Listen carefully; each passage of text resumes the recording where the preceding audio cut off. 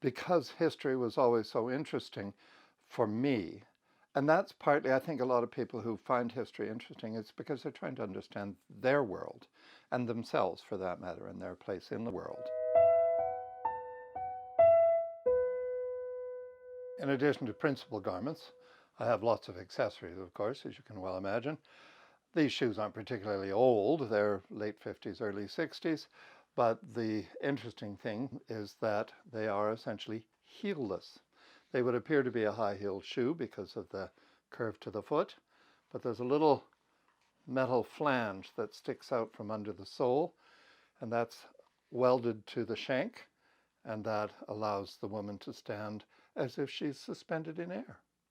These are, I think that you could hope that they might start in about 1957. There are variations, but not as extreme as this, that are earlier. And they're being made till about 1963. And then again, they revive them because they're a collectible, they're an oddity.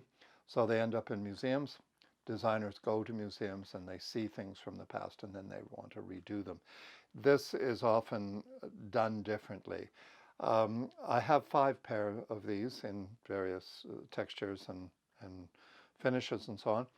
The first pair I got are gold lame, and the woman I got them from, whose name was Gigi, which I think is incredibly appropriate, said that the only hassle was at cocktail parties. They're stable, and she was a big woman, and she felt comfortable and safe in them. She wasn't going to fall.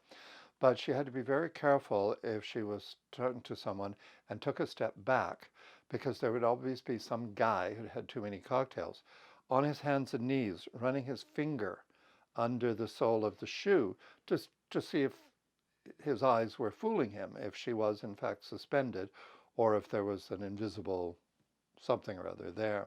So she was always afraid of stepping on somebody's fingers. So I think that's kind of fun, actually, and perfect for Gigi.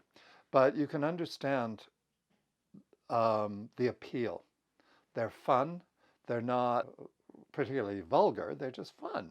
And so they're ladylike or respectable or whatever you want them to be, but there's a sense of humor attached. This is very Italian. These are Italian. And the Italians love to have a little twist to their fashion. And Schiaparelli, even though she worked in Paris primarily, she was famous for her little twist to the clothes. I think why these develop is in the 1940s, the shoes are heavy. In the early 50s, they get lighter. And as they do that, they become more objectifying, because that's what happens. Women during the war have to be functional. Then they become objectified again, as they had been earlier, especially in 1900. But it's the woman as the ornamental object, even though she's supposed to be functional, running a household or classroom or whatever, but still very restricted. As you get into the Barbie doll period, as you get into Elizabeth Taylor and Marilyn Monroe, bouffant hair, crinolines, the heels get thinner and thinner and thinner, and this is hyperbole. This is where the heel actually disappears. It's wasted away to nothing. So it's a joke, but it's a fashionable joke, and it's just fun. Fashion should have an entertainment value to it. It's supposed to be fun. And that's what happens there. And then, by the time you're at the end of the 60s, hippie stuff with bare feet or sandals, exact opposite. And then into the early 70s, platform shoes. Clunky. Fashion's always going to be an action followed by a reaction. And you see it over and over and over again.